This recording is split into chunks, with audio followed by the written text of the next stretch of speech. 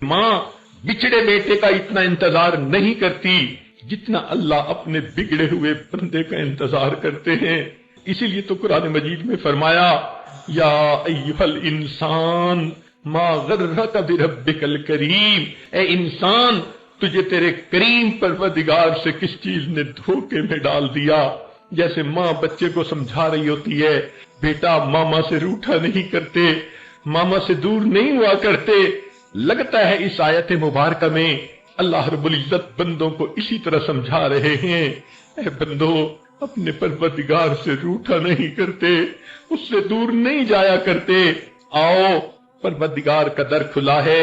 हकीकत बात तो ये है, जो रब्बे करीम के दरवाजे से पीठ फेर के जाता, आदाब शाहाना का तकाजा ये था, उस बंदे की पुश्त में एक लात लगवा दी जाती और उसके लिए दरवाजे को बंद कर दिया जाता।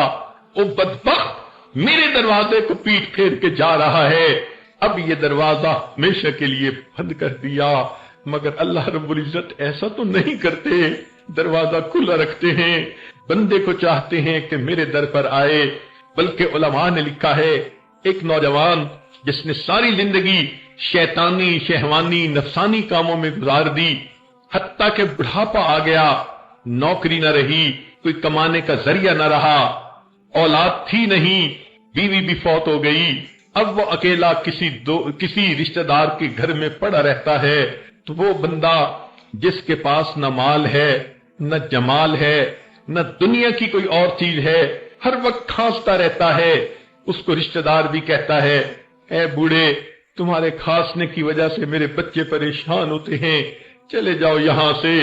उसने भी धक्का दे दिया तो उस वक्त वो बूढ़ा उस घर से निकलता है, हाथ में लाठी पकड़ी हुई है, कमर टेढ़ी हो गई, अब हाँफता हुआ कांपता हुआ चलता हुआ सोचता है कहां जाऊं, कोई दर नहीं, कोई घर नहीं, मोहब्बत करने वाली बीवी नहीं, औलाद नहीं, मैं अकेला हूं, बेसहारा हूं। उस वक्त तुझे खुदा का दर याद आता है कि चलो मैं अल्लाह के घर जाता हूं। अब ये बंदा जब मस्जिद में आता है, अल्लाह रब्बुल इज्जत इसे ताने नहीं देते। जब जवानी थी तुझे मस्जिद उस वक्त क्यों न याद आई, जब माल था तुझे मस्जिद क्यों न याद आई, जब हुस्न जमाल था क्यों मस्जिद याद न आई। अब तेरे पास है क्या, जिस्म पे बोटी नहीं, पेट में आंत नहीं, अब तुम्हें मेरे पास आने का वक्त आया। अल्लाह ताला उस बूढ़े को भी कोई ताना नहीं देते। जब वो इस बुढ़ापे में अल्लाह रब्बुल इज्जत के घर की तरफ आता है, अल्लाह फरमाते हैं मेरे बंदे तूने जिंदगी में एहसास तो कर लिया, कोई तेरा परवरदिगार है, कोई तो तेरा है जिसे तू अपना कह सकता है। ऐ मेरे बंदे आ, एक बालिश आएगा, मेरी रहमत तेरी तरफ दो बालिश चलेगी। व इन अतानी यमशी अतईतहु हर वाला, तू चल के आएगा, मेरी रहमत तेरी तरफ दौड़ के जाएगी। उस अल्लाह की रहमतों पे कुर्बान जाएं जो अपने बंदे का इस हद तक इंतजार फरमाते हैं। ऐ करीम आका, आप कितना मोहब्बत करने वाले परवरदिगार हैं। चुनाचे उलमा ने लिखा है, अल्लाह रब्बुल इज्जत ने अपनी रहमत के 1000 हिस्से किए, एक हिस्सा उसने दुनिया में उतारा, उस हिस्से की वजह से आपस में तुम मोहब्बतें देखते हो। 999 हिस्से रहमत क़यामत के दिन ईमान वालों के लिए जाहिर होगी। अब अगर माँ को कहा जाए तेरे बच्चे को तकलीफ देते हैं तो माँ कभी गवारा नहीं कर सकती। मशहूर वाकया है कि एक मर्तबा नबी अलैहिस्सलाम को इत्ला मिली कि अलकमा रज़ियल्लाहु अन्हु नौजवान हैं, रूह कब्ज़ नहीं हो रही। नबी अलैहिस्सलाम बिलाल और सुहैब को साथ लेकर उनके पास आए। पता चला किसी वजह से मां नाराज है। नबी अलैहिस्सलाम ने उसकी वालिदा को कहा आप बच्चे से राजी हो जाए। वो कहने लगी मैं हरगिज नहीं होंगी, मेरा दिल बहुत खफा है। जब मां ने इनकार कर दिया, नबी अलैहिस्सलाम ने अपने सहाबा से कहा कि जाओ लकड़ियां काट के लाओ। चुनाचे वो गए, लकड़ियां लेकर आए, ढेर लग गया। नबी अलैहिस्सलाम ने कहा अच्छा इसको हम आग लगाएंगे, जब खूब आग जलेगी तो हम अलकमा को उसके अंदर डाल देंगे।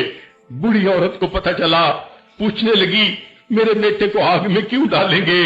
नबी अलैहिस्सलाम ने फरमाया जब तुम इसे माफ नहीं करोगी इसने जहन्नम की आग में भी तो जाकर जलना है, हम इसे यहीं आग में डाल देते हैं।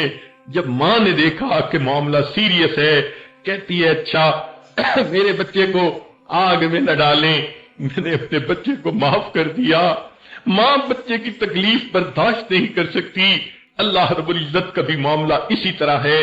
अगर किसी के दिल में ये सवाल आए कि तकलीफें क्यों आती हैं, परेशानियां क्यों आती हैं, तो उसकी वजह यह है कि अल्लाह रब्बुल इज्जत अपने बंदों के गुनाहों को धोते हैं, माफ करते हैं।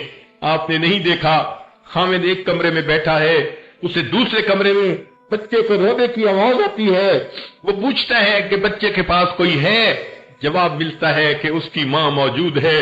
वो कहते हैं ये कैसी माँ है, पास भी है, फिर बच्चा रो रहा है, उसे बताओ कि माँ ही तो रुला रही है।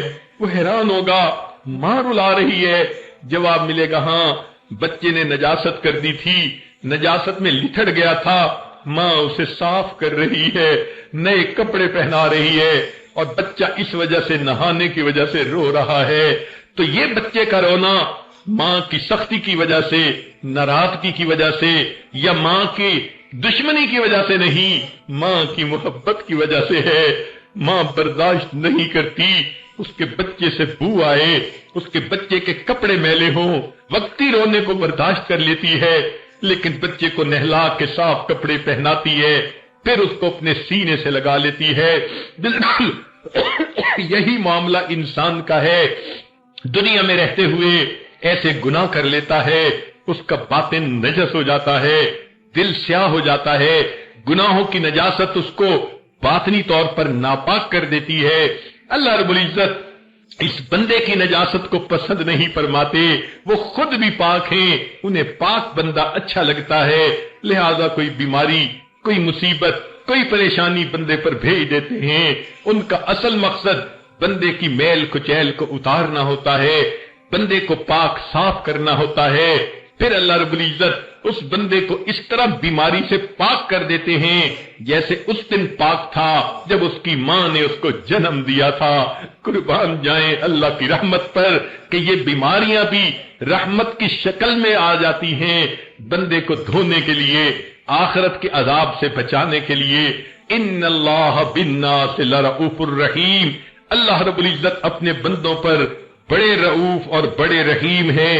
लिहाजा अगर कोई बंदा जिंदगी भर गुनाहों में पड़ा रहा और फिर उसे एहसास हुआ कि मैंने खता की, मुझे चाहिए मैं अपने रब को मनाऊं, तो मौत से पहले पहले अल्लाह का दरवाजा खुला है।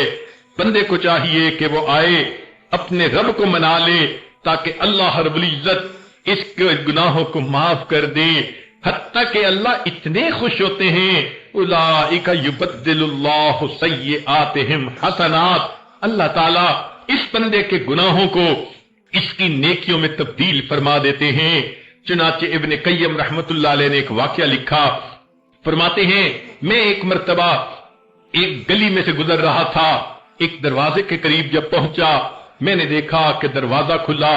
एक माँ अपने 8-9 साल के बच्चे पर खफा हो रही थी, नाराज हो रही थी, कह रही थी तू ढीठ बन गया, जिद्दी बन गया, मेरी कोई बात नहीं मानता, काम चोर बन गया, कोई काम नहीं करता, और कह रही थी अगर तुमने मेरी बात नहीं माननी दफा हो जाओ, मैं तुम्हारी शक्ल नहीं देखना चाहती।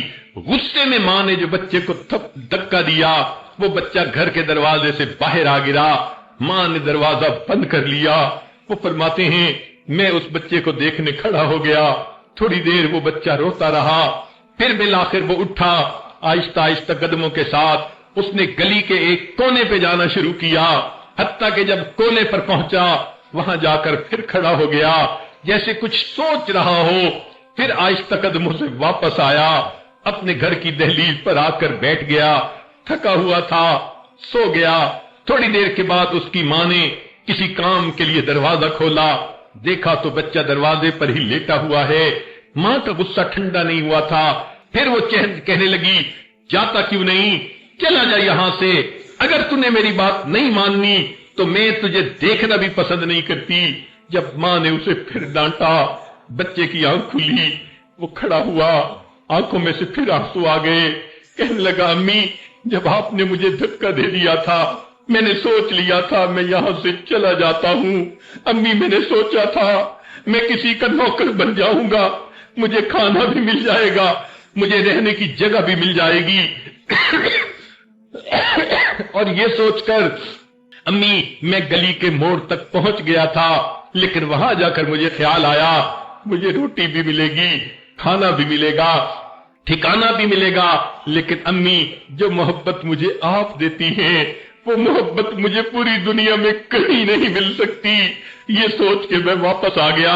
امی آپ ناراض ہو تو بھی آپ کا بیٹا, معاف کر دے تو بھی آپ کا بیٹا.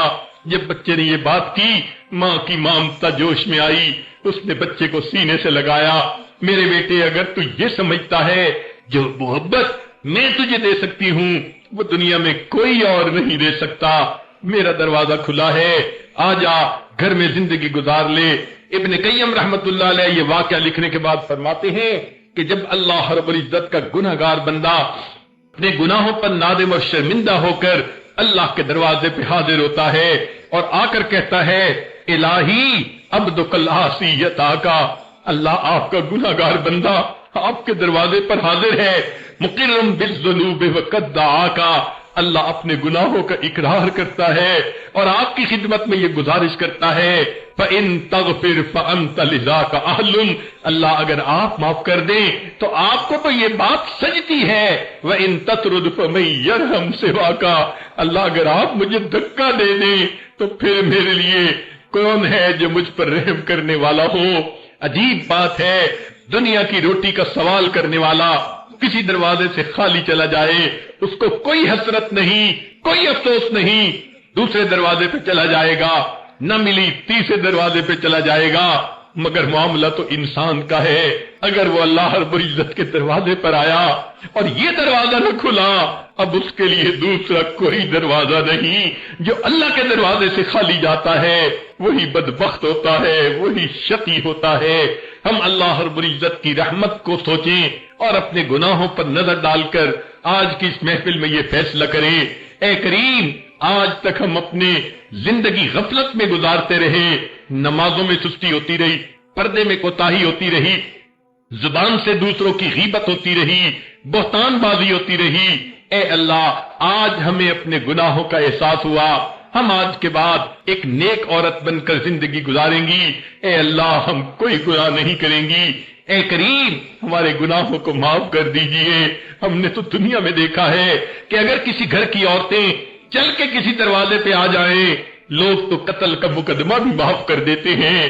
عورت چل کے آ گئی ہے, اگر دنیا دار انسان عورت کے آنے کا اتنا لحاظ کرتا ہے ذرا عورتیں سوچیں آج وہ اپنے گھروں سے چل کے اللہ کے اس گھر میں آ کر بیٹھ گئی ہیں. اے مولا ہم آپ کو منانا چاہتی ہیں, اللہ ہم اپنے دل کے غم کس کو سنائیں, آپ ہی تو سینوں کے بھید جاننے والے ہیں. اللہ ہمارے حال پر ترس کھا لیجئے, ہم پر رحم فرما دیجئے.